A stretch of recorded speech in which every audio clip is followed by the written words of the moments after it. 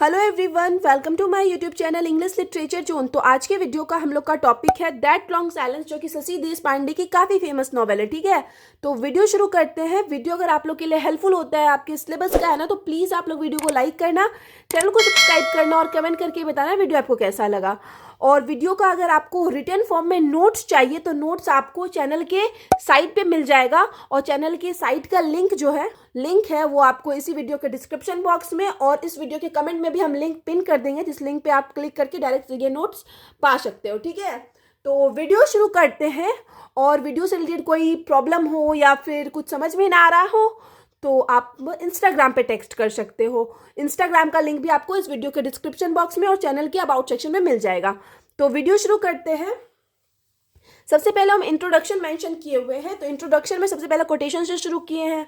वो कोटेशन है, if I were a man, कि अगर मैं एक आदमी होता, ऑथर कहती हैं, and care to know the world I lived in, मतलब ऑथर जो है वो कहती है अगर मैं कोई पुरुष होता और उस दुनिया को जानना चाहता, I almost think it would make me A said uneasy, तो मुझे लगता है कि यह मुझे थोड़ा अनईजी, इट मीन्स असहज कर देगा। इट वुड यानी वुड का यूज हुआ है, तो यह मुझे थोड़ा असहज कर देगा, इट मीन्स थोड़ा बेचैन कर देगा।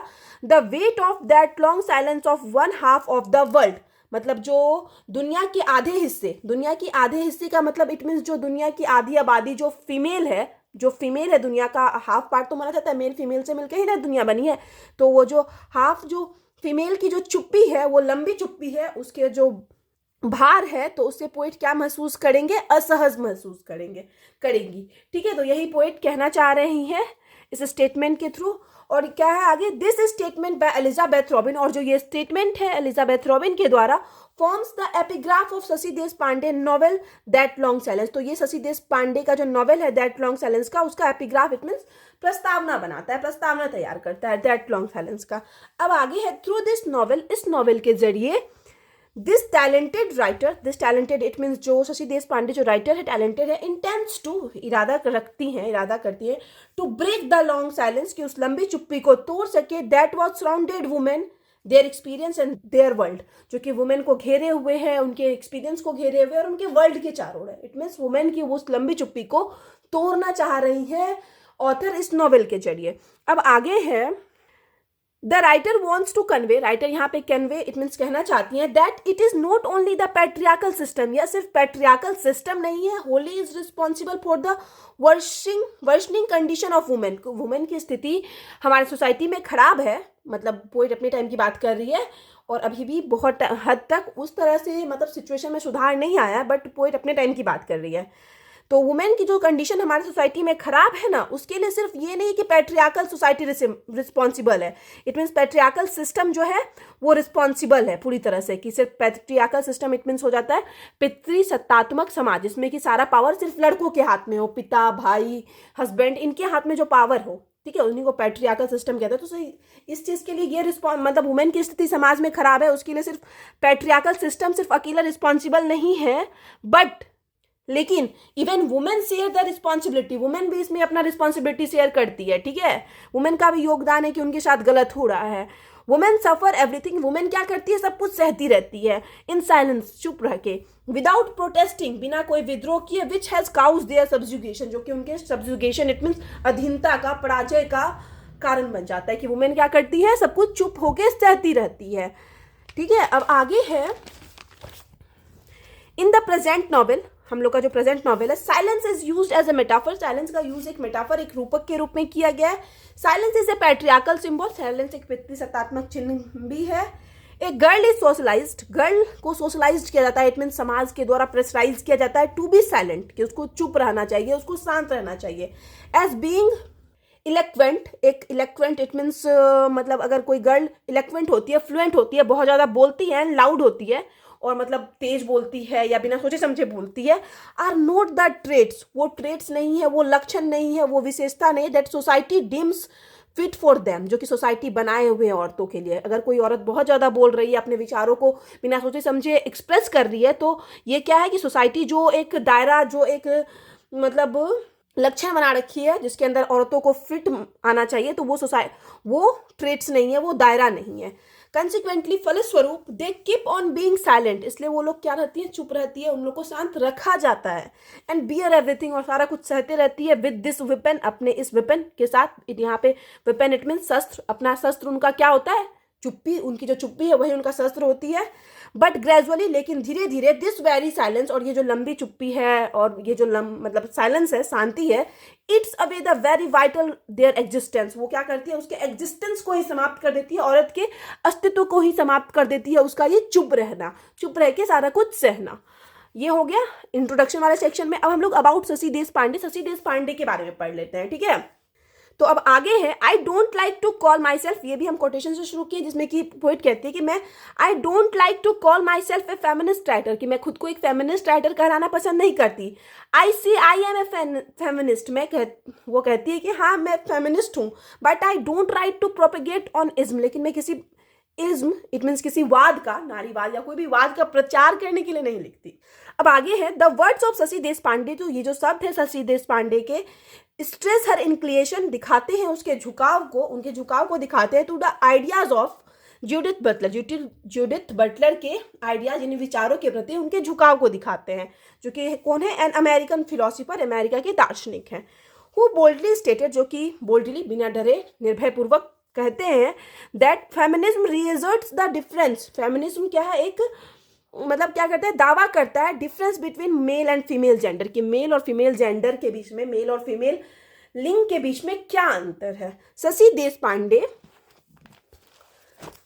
Is an award winning Indian novelist है, मतलब इनको अवार्ड भी मिला है अपने नॉवेल्स के लिए, अपने वर्क्स के लिए। Shashi Deshpande chief thematic concern, उनका जो चीफ मुख्य थीमेटिक विषय होता है चिंता का, is with a woman's struggle, वो क्या होता है, उनके मतलब वर्क्स का जो मेन विषय है वो वुमेन का स्ट्रगल है, वुमेन के संघर्ष को दिखाती है। In the context of contemporary Indian society, मतलब उस समय जो समाज का कॉन्टेक्स्ट, मतलब यहाँ पे हो जाता है कंटेम्प्रेरी, इट मीन समकालीन, उस टाइम का जो सोसाइटी था, तो उस टाइम इंडियन सोसाइटी में के संदर्भ में जो महिलाओं की स्थिति थी उसके स्ट्रगल को दिखाती है। देयर एफर्ट, उनके एफर्ट को दिखाती है, टू फाइंड, कि कैसे वो लोग ढूंढती है, खोजती है, एंड प्रिजर्व हर आइडेंटिटी, और खुद की आइडेंटिटी को प्रिजर्व करती है, बचाती है, एज ए वाइफ, एक वाइफ के रूप में, मदर के रूप में, and most of all as a human being, और कैसे एक ह्यूमन बीइंग के रूप में एक फीमेल की भी आइडेंटिटी है, ये चीज दिखाने की कोशिश करती है मेन शशि देशपांडे अपने नॉवेल के थ्रू, ठीक है। मोस्टली नॉवेल इनका वुमेन पे बेस्ड होता है।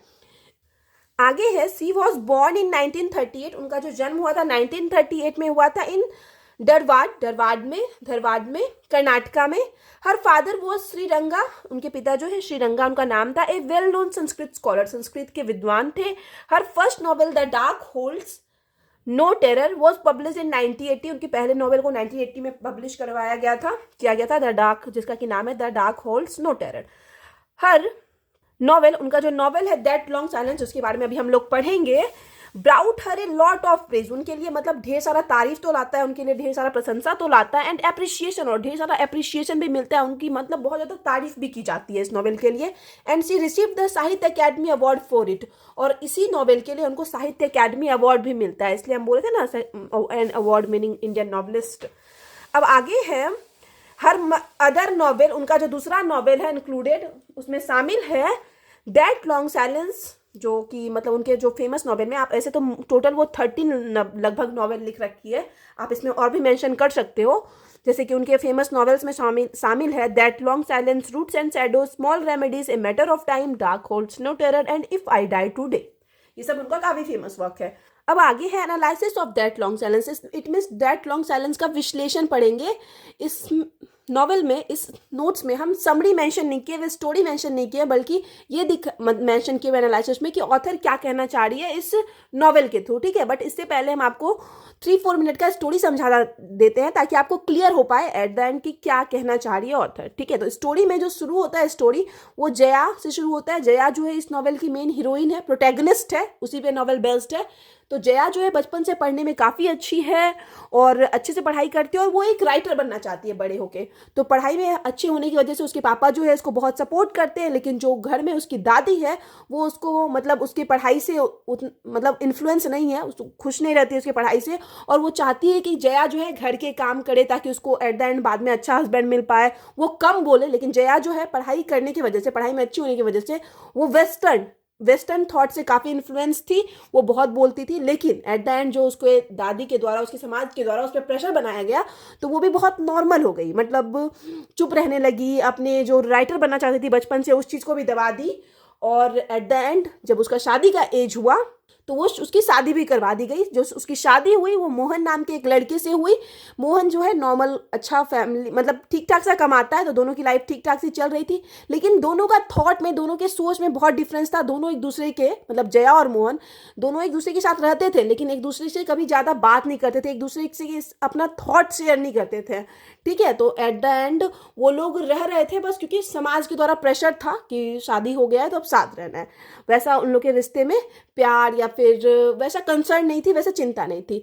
एक बार क्या होता है ना, कुछ टाइम बाद जब मोहन के 2 बच्चे भी हो गए हैं, जया का मतलब मोहन और जया को 2 बच्चा भी है, तो मोहन के जॉब में कुछ प्रॉब्लम आ जाता है, जिस वजह से जॉब में मतलब कुछ मतलब उलट पुलट कुछ करता है, तो जिस वजह से मोहन को सस्पेंड कर दिया जाता है जॉब से। अब जॉब से सस्पेंड हो गया है तो अब क्या आ रहा है, घर में पैसा नहीं आ रहा है, तो पैसे की प्रॉब्लम है। तो इस पैसे की प्रॉब्लम की वजह से जया को जो 2 बच्चे हैं, जया क्या करती है ना, उसको अपने रिलेटिव्स के यहाँ भेज देती है। और कुछ दिन बाद जो मोहन सस्पेंड है उसको जॉब से निकाल भी दिया जाता है, क्योंकि वो प्रूफ हो जाता है कि हाँ वो कुछ जॉब में गलत कर रखा है, तो जॉब से निकाल दिया गया मोहन को। और इसी अब जो फाइनेंशियल कंडीशन खराब है उसके घर की, पैसा नहीं है, जया इस टाइम फैसला लेती है क्या कि उसको ना अपना राइटिंग वाला करियर शुरू करना चाहिए। अपने फाइनेंशियल सपोर्ट के लिए उसको फिर से राइटिंग वाला काम शुरू करना चाहिए। तो जया क्या करती है, आर्टिकल लिखना शुरू करती है, और कुछ आर्टिकल तो वो फीमेल पे भी बेस्ड लिखती है, जिसमें कि वो अपने थॉट को एक्सप्रेस करती है। और कहीं ना कहीं मोहन को ये चीज़ पसंद भी नहीं होता है, बट मोहन उसको रोकता भी नहीं है, क्योंकि दोनों के थॉट में बहुत डिफरेंस है, दोनों एक दूसरे से खुल के बात भी नहीं करते हैं। और इसी तरह चलता जाता है, और कुछ ना कुछ इन लोग का फाइनेंशियल हेल्प हो पा रहा है जया की वजह से, और दोनों के बीच में लेकिन बहुत ज़्यादा दूरी है। और एक टाइम क्या होता है ना कि मतलब ऐसा ही चल रहा है लाइफ, तो एक टाइम इन लोग को पता चलता है कि इनका जो एक बेटा है वो किसी रिलेटिव के यहाँ जो इनको छोड़े हुए थे अपने बेटे को, तो उनका बेटा भाग गया है। तो इसी चीज़ के बारे में पता करने के लिए मोहन रिलेटिव के यहाँ जाता है। तो और इधर जया अपने घर में अकेली है, तो जया के मन में उस टाइम बहुत सारा क्वेश्चन आता है। वो अपने बचपन के बारे में सोचती है कि कैसे उसकी ख्वाहिशों को दबाया गया था, सारा कुछ उसके साथ मतलब प्रेशराइज किया गया था, समाज के द्वारा रूल रेगुलेशन सारा कुछ थोपा गया था। और एट द एंड खुद को एज्यूम करती है कि कैसे वो मतलब शादी के बाद ही मोहन की बात को मानी, अपना अस्तित्व खो दी। लेकिन फिर उसी अकेले टाइम में वो सोचती है कि अब वो चुप नहीं रहेगी, अब अपने विचारों को एक्सप्रेस करेगी, और वो कोशिश करती है कि मोहन के साथ जो इसका रिलेशन है ना, वो धीरे धीरे ठीक करने की कोशिश करेगी। और इसी बीच मोहन जो कि बाहर गया हुआ है, उसका टेलीग्राम जया को मिलता है कि मोहन को जो है अब जॉब मिल चुका है, और मोहन भी अब मतलब एट द एंड रहना चाहता है जया के साथ। और मोहन भी मतलब अपने कुछ विचारों को मतलब अपने लेटर के थ्रू, जो टेलीग्राम भेजा है ना, उसके थ्रू एक्सप्रेस करता है। और जया भी अब दोनों एक दूसरे के साथ रहना चाहते हैं, लेकिन दोनों अब हैं कि खुश रहना चाहते हैं कि वो दोनों एक दूसरे के साथ रहेंगे खुशी से, और एक दूसरे के थॉट को समझेंगे, विचारों को समझेंगे। तो इस चीज़ के साथ नॉवेल ख़त्म होता है, और जया भी अब चुप नहीं रहने का फैसला लेती है कि अब वो अपने थॉट को एक्सप्रेस करेगी, चुप नहीं रहेगी। ठीक है, इस तरह से स्टोरी थी नॉर्मल 3-4 मिनट का। तो अब हम लोग एनालिसिस देख लेते हैं, स्टोरी के बाद बहुत क्लियर हो जाएगा आपको नॉवेल। ठीक है, अब आगे इन दैट लॉन्ग साइलेंस में शशि देशपांडे, इट मीन्स जो ऑथर है, has portrait the irony of A women writer, एक व्यंग दिखाती है वुमेन राइटर का, who is also young wife, जो कि एक यंग वाइफ भी रहती है। The novel opens with, novel जो शुरू होता है विथ जया से शुरू होता है, एंड हर हस्बैंड, और उसके हस्बैंड मोहन से शुरू होता है, shifting from their well settled comfortable house to their old house in Dadar. वो लोग कहाँ शिफ्ट हो रहे थे, अपने नए घर से अपने पुराने घर दादर बॉम्बे में शिफ्ट हो रहे थे। Where they had stayed immediately after getting married, जहाँ पे वो लोग रुके थे अपने मैरिड के जस्ट बाद, शादी के जस्ट बाद। When their financial condition was not good, जब उनका फाइनेंशियल कंडीशन अच्छा नहीं था। They shift into their old apartment, वो लोग अपने पुराने घर में शिफ्ट हो रहे थे, to escape the scenes as Mohan, क्योंकि उस घटनास्थल से बचने के लिए, क्योंकि जो मोहन है has been caught in some business malpractice, it means business में कुछ कदाचार, कुछ गलत करने की वजह से मोहन पकड़ा गया था। तो उस घटना से बचने के लिए ये लोग अपना घर चेंज कर रहे थे, अपने पुराने फ्लैट में शिफ्ट हो रहे थे। And an inquiry is in progress, और एक इंक्वायरी चल ही रही थी मोहन के ऊपर। Here is a small old flat, जो पुराना घर है वो बहुत छोटा और पुराना है। Jaya gets out of touch with her schedule, Jaya का जो शेड्यूल था उससे भी Jaya out touch, it means दूर हो जाती है and becomes an introvert, introvert बन जाती है। इट मीन्स इंसान होता है जो खुद में रहे और एक मतलब अकेला रहना पसंद करे, तो वैसी इंसान जया बन जाती है। अब not satisfied with her married life, ना तो वो जया अब अपने मैरिड लाइफ से सेटिस्फाइड है, खुश है। Jaya recalls her past days, Jaya अपने पुराने दिनों को याद करती है। हर अपब्रिंगिंग, कैसे उसको बड़ा किया गया वो याद करती है। The environment in which she was brought up, जिस एनवायरमेंट में, जिस पर्यावरण में उसको बड़ा किया गया। And the morals that were thrust upon her, और जो शिक्षा, नैतिक शिक्षा जो उसके ऊपर लादी गई when she was growing up, जब वो बड़ी हो रही थी, जो जिस तरह की शिक्षा उसके ऊपर लादी गई, थोपा गया जो चीज, उन सब चीज को याद करती है। सी वो हैज बीन टॉट दैट, उसको सिखाया गया that a husband is like a sheltering tree, कि हस्बैंड एक शेल्टरिंग ट्री, इट मीन्स आश्रय देने वाला पेड़ के जैसा होता है, कि जहाँ पे उसको आश्रय मिलेगा लाइफ टाइम के लिए। ऐसा बचपन में जया को सिखाया गया था। तो इन सब चीज के बारे में जया सोच रही है। दाव, हालांकि Jaya had been educated, Jaya जो है एजुकेटेड भी and influenced by the modern thought of the west, और काफी प्रभावित है वेस्ट के मॉडर्न थॉट से, मतलब पश्चिम जो इंग्लैंड है वहाँ के थॉट से काफी प्रभावित है। एंड अदर एडवांस्ड कंट्री, और भी जो प्रोग्रेसिव कंट्री है उनके थॉट से। And is herself a writer, और खुद भी एक राइटर है। She still wants to compare herself, फिर भी मतलब वो मॉडर्न थॉट से इन्फ्लुएंस है, राइटर है, एजुकेटेड है, फिर भी वो खुद को कंपेयर करती है with the image of Sita and Draupadi, मतलब सीता और द्रौपदी के साथ खुद को कंपेयर करती है। सीता, अगर हम रामायण की बात करें तो रामायण में भी सीता के साथ कुछ ना कुछ गलत हुआ था। एंड में रामायण में भी राम सीता को छोड़ देते हैं ना बाहर वालों के कहने पे। एंड द्रौपदी के साथ भी महाभारत में कुछ ना कुछ गलत हुआ, तो वो द्रौपदी और सीता से खुद को कंपेयर करती है।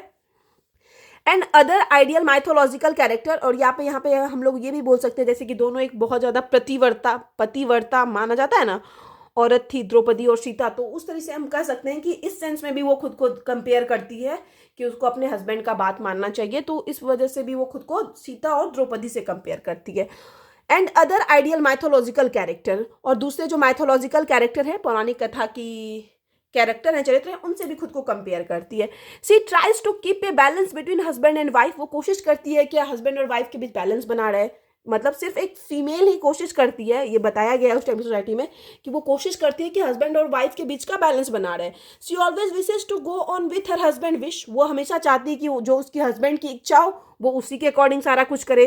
सी does not have any identity of her own, अब उसका क्या हुआ है ना, खुद का कोई आइडेंटिटी पहचान नहीं बचा है। Her name skips on changing according to wishes to others, और उसका नाम भी बदलता गया दूसरों के इच्छा के अनुसार। जया मीन्स विक्ट्री, जया का अर्थ होता है victory. Is the name given by her father, और यह नाम उसको अपने पिता के द्वारा दिया गया था। व्हेन शी वॉज बोर्न, जब उसका जन्म हुआ था। And Subhashini was the name after marriage, और उसके शादी के बाद उसका जो नाम है ना वो सुभाषिनी रख दिया गया। The former name symbolizes revolt, जो पहला नाम था वो रिवॉल्ट का प्रतीक था, जीत का प्रतीक है, एक तरह से विद्रोह का प्रतीक है। एंड लेटर सबमिशन, और बाद का जो नाम है ना वो सबमिशन, इट मीन सब बोल सकते हैं हम लोग अधीनता, विनम्रता या सहनशीलता, वो उस चीज का प्रतीक है जो सुभाषिनी नाम है। The dream of her childhood, जो उसका मतलब बचपन का सपना था, to change the situation of women, कि उसका जो बचपन का सपना था महिलाओं की स्थिति को बदलने का। And settled by the environment, जो जिसको कि क्या करता है, सेटल्ड इट मीन्स बिखेर दिया जाता है, किसके द्वारा, पर्यावरण के द्वारा, सराउंडिंग्स यानी अपने परिवेश के द्वारा। एंड एबव ऑल, और इन सब से भी बढ़कर, by the society which imposes all sorts of restriction on women. ठीक है, मतलब यहाँ क्या पोएट कहना चाह रहे हैं कि मतलब महिलाओं की स्थिति को बदलने का जो मतलब जया का सपना था वो क्या होता है, पर्यावरण के द्वारा, परिवेश के द्वारा, और सबसे बढ़कर महिलाओं पर हर तरह की बंदिशें, मतलब ऑल अबव द सोसाइटी जो लगाती है बंदिशें, इम्पोजेस द रेस्ट्रिक्शन लगाती है, थोपने वाले समाज द्वारा चकनाचूर कर दिया गया था। ठीक है, जया के भी ड्रीम को चकनाचूर कर दिया गया था। सी इज एब्सोल्युटली हेल्पलेस, वो पूरी तरह से हेल्पलेस है, कोई उसकी मदद करने वाला नहीं है। And is unable to improve her situation, और खुद की स्थिति को इम्प्रूव भी नहीं कर पा रही, सही भी नहीं कर पा रही है। हर रिवॉल्ट इन साइलेंस, वह साइलेंस में रखकर रिवॉल्ट लेती है, बदला लेने की कोशिश करती है, विद्रोह करती है, बट लेकिन चुप है, कुछ बोलती ही नहीं है। एक होता है नहीं कि आवाज उठाना, वो आवाज नहीं उठाती, बस साइलेंस में अंदर से होता है, संघर्ष करते रहती है, स्ट्रगल करते रहती है।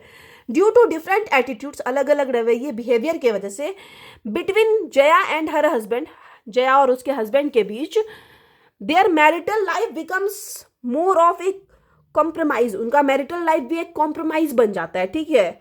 देन लव, मतलब लव कुछ नहीं बचा उनके मैरिटल लाइफ में, शादीशुदा जीवन में, वो एक कॉम्प्रोमाइज बच जाता है कि शादी हो गया अकॉर्डिंग टू सोसाइटी, तो अब साथ रहना है, अब अलग नहीं हो सकते, बच्चे भी हो गए हैं। तो बेस्ड ऑन सोशल फियर, जो कि एक सामाजिक डर पे बेस्ड है। Then a mutual need for each other, दोनों को एक दूसरे का जरूरत नहीं है, बट एक सामाजिक डर पे इन लोग का रिलेशनशिप बेस्ड है। इन हर स्ट्रीम्स ऑफ थॉट, अपने थॉट के स्ट्रीम्स, इट मीन्स धारा में, जो कि बहुत सारा थॉट जो उसके अंदर चल रहा था, Jaya looks her marital relationship, Jaya अपने मैरिटल रिलेशनशिप को देखती है, where there is no conversation left, जहां पे कोई कन्वर्सेशन, इट मीन्स कुछ बात करने के लिए भी नहीं बचा था। This unhappiness is reflected not only in her conjugal life, और यही अनहैप्पीनेस, यही जो मतलब जया उदास है, खुश नहीं है, वो उसके सिर्फ वैवाहिक जीवन में ही नहीं, but also in her social life में भी दिखती है। अब आगे द नॉवलिस्ट, जो नॉवलिस्ट उपन्यासकार है जो Shashi Deshpande, intends to break the long silence, वो कोशिश करती है कि इसी लॉन्ग साइलेंस को, लंबी चुप्पी को तोड़ने का इरादा रखती है। दैट हैज केप्ट वुमेन, जो कि वुमेन रखे हुए है, it were in a state of hibernation, ठीक है। जो मतलब उपन्यासकार है, उस लंबी चुप्पी को तोड़ने का इरादा रखती है, जिसने महिलाओं को क्या किया, हाइबरनेशन की स्थिति में ला दिया। हाइबरनेशन की स्थिति में कौन जाता है, जैसे सांप है ना, ठंड के टाइम में सो जाता है कुछ मंथ के लिए, या फिर हम चमगादड़ की भी बात कर सकते हैं, बैट जो होता है वो भी लंबे टाइम के लिए सो जाता है, तो हाइबरनेशन इट मीन शीत निंद्रा होता है। तो उस शीत निंद्रा वाली स्थिति से वुमेन को फ्री करने के लिए, वुमेन की वो शीत निंद्रा वाली स्थिति तोड़ने के लिए ये नॉवेल लिखी हुई है। The novel is an exceptionally, जो नॉवेल है वो एक्सेप्शनली जो है, एक मतलब खासकर जो है, विशेष रूप से एकम्प्लिस्ड इट मीन्स निपुण, पोर्ट्रेट एक चित्र है, एक निपुण चित्र है, पोर्ट्रेट है of a passive women Jaya. Passive women it means एक सहनशील औरत जया का, ठीक है। इट इज दिस रियलिटी, और यही वास्तविकता है, दैट देशपांडे ट्राइज टू, जो कि देशपांडे कोशिश करते हैं, project through the female protagonist, अपने फीमेल प्रोटैगनिस्ट, फीमेल हीरोइन के थ्रू, फीमेल मेन कैरेक्टर के थ्रू पोर्ट्रेट करने की, चित्रित करने की कोशिश किए हैं। हु इन द वर्ल्ड, जो कि इस हु इन द एंड, जो कि अंत में chooses to break her long silence, जो कि चूज करती है कि वो अपनी लंबी चुप्पी को तोड़ेगी, अब चुप नहीं रहेगी, ठीक है। तो यहाँ पे ये जो है एनालिसिस खत्म होता है। अब आगे अंत में हम कंक्लूजन मेंशन किए हुए हैं। कंक्लूजन में है, दस in the novel that long silence, इस प्रकार इस नॉवेल दैट लॉन्ग साइलेंस में देशपांडे वेरी एक्सक्विजेटली इट मीन्स विशिष्टता, देशपांडे जो है विशेष रूप से हाईलाइट करती है, प्रकाश डालती है। The inner struggle it means एक आंतरिक स्ट्रगल को, संघर्ष को दिखाती है, एंड सफरिंग, कष्ट को दिखाती है, पेन को, दर्द को दिखाती है, of the middle class women, middle class औरतों के through the character of Jaya, किसके कैरेक्टर के थ्रू, जया के कैरेक्टर के through. In a male dominated society it means जिस सोसाइटी पे मेल का अधिकार है, a women has dependent on her husband, women जो होती है किस पे डिपेंड होती है, अपने हस्बैंड पे, एंड फादर पे, और सन, और अपने बेटे पे, फॉर एवरीथिंग, हर चीज के लिए। बट इन द एंड, लेकिन एंड में, अंत में, Jaya wishes to exercise her choice, Jaya क्या करती है, अपने चॉइस का प्रयोग करती है, यूज करती है, हर सेल्फ स्टीम, और उसका जो आत्मसम्मान है, मोटिवेट सर, वो उसको मोटिवेट करता है, इंस्पायर करता है, प्रेरणा देता है, टू ब्रेक द साइलेंस, कि वो अपनी चुप्पी को तोड़ सके, वाइल हर कैपेबिलिटीज, जबकि जो उसकी योग्यता है, मेक हर स्पीक, वो उसको बोलने के लिए कैपेबल करती है, योग्य बनाती है, थ्रू राइटिंग, कि वो अपने राइटिंग के थ्रू अपने इमोशन को एक्सप्रेस करे, बोल सके, ठीक है। जया सबवर्ट्स इट मीन्स पलट देती है द पैट्रियार्कल सिस्टम, पूरे पैट्रियार्कल सिस्टम को, पितृसत्तात्मक समाज को, while remaining A part of it, इसका पार्ट होते हुए, इसका अंश होते हुए, इसका भाग होते हुए, जया क्या करती है, इस पैट्रियार्कल सिस्टम को पलट के रख देती है, अपनी लॉन्ग साइलेंस, अपनी लंबी चुप्पी को तोड़ने का फैसला लेती है, ठीक है। तो इस कंक्लूजन के साथ जो है वीडियो खत्म होता है।